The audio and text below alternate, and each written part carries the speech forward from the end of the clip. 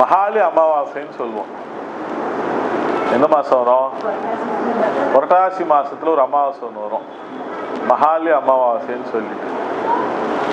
எப்படி நம்ம லோகம் பூலோகம் நம்ம சொல்கிறோமோ, இதே மாதிரி நம்மளுடைய இதிகாச புராணத்தில் நம்மளுடைய வேதங்களை சொல்லக்கூடிய 7 லோகங்கள்னு சொல்லுவோம். 14 லோகங்கள்னு சொல்லுவாங்க.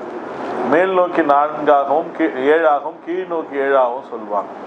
இந்த கீழ் நோக்கி 7 லோகங்கள் தான் பித்ருக்குள் லோகம்னு சொல்றது.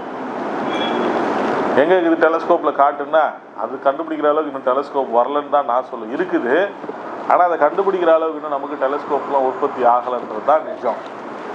அப்போ அந்த கீழ் நோக்கி இருக்கக்கூடிய 7 லோகங்களில் தான் சொர்க்கமும் இருக்குது, நரகமும் இருக்குது, வெயிட்டிங் லிஸ்ட்டும் இருக்குது, ட்ராவலிங் டைம் இருக்குது, எல்லாமே இருக்குது. இது எல்லாமே ஒரு நாள் எப்படி பூமி பந்து இப்படியே சுற்றி வந்து ஒரு நாள் கரெக்டாக தன்னுடைய ஒரே நாளில் நிலைப்பாட்டில் நிற்குமோ, இவர்களுடைய லோகமும் ஆண்டுக்கு ஒரு முறை வந்து இந்த பூமியை நோக்கி ஒரு நிலைப்பாட்டில் நிற்கும். அப்போ அன்றைக்கி டோர் ஓப்பன் பண்ணிட்ட மாதிரி, அதாவது அவங்களும் இந்த பூமியை ஒரு முறை வந்து சஞ்சாரம் பண்ணிட்டு போகலாம் அப்படின்ற காரணம். அவங்களும், அதாவது அவங்களுக்கு ஸ்தூல சரீரம் கிடையாது, தேக சரீரம் கிடையாது, ஆனால் ஒளி ரேகம் உண்டு அவங்களுக்கு. தேக இப்போ அப்படியே கண்ணை திறந்து நல்லா உத்து பார்த்தீங்கன்னா நம்ம கண்மணி எது மினுக்குன்னு பறக்கிற மாதிரியே இருக்கும்.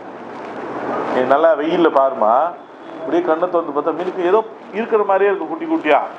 அந்த காற்றை அப்படியே பிடிச்சி எடுத்து டெலஸ்கோப்பில் வச்சிங்கன்னா லட்சக்கணக்கான அதில் ஏதோ ஜீவராசிகள் இருக்கிறத டெலஸ்கோப்பில் பார்க்கலாம். ஒரு காற்றை பிடிச்சி எடுத்துன்னு வச்சாலே பல வைரஸ் இருக்கும், பாக்டீரியா இருக்கும் இல்லையா, அதுலேயே ஆக்சிஜன் இருக்குது, ஹைட்ரஜன் இருக்குது, நைட்ரஜன் இருக்குது, என்னென்னவோ இருக்குதுன்றாங்க. இவ்வளோண்டு ஒரு காற்றுலே அவ்வளோ இருக்குது. இப்போ இதெல்லாம் பார்க்குற அளவுக்கு இந்த கண்ணுக்கு பவர் இருக்குதா? அது ஏதோ பார்க்கறதுக்கு ஒரு எலக்ட்ரான் மைக்ரோஸ்கோப் இருக்குது, ஆனால் அதுங்க கீழே வசிக்கல, இந்த லோகத்தில் இது காற்றுல வசிக்குதுங்க. அதுங்களுக்கு அதான லோகம். நம்ம பூமியில் கால் வச்சு வசிச்சுட்டு இருக்கிறோம், நமக்கு அது பூலோகம். இதே போன்ற அடுக்கடுக்கான பல லேயர் 7 லோகங்கள், 7 லோகங்கள்னு சொல்லுவோம். ஒரு நாள் மட்டும் எப்படி பூமி 365 நாளுக்கு ஒரு முறை வந்து இங்கே தை 1 நிற்குது இல்லையா, சித்திரை 1 சூரியன் இந்த திசையிலேருந்து வராரு உச்சம் அப்படின்னு சொல்கிற மாதிரி அவங்க லோகமும் ஒரு சைக்கிள் முடிச்சு வந்து நிற்கும்.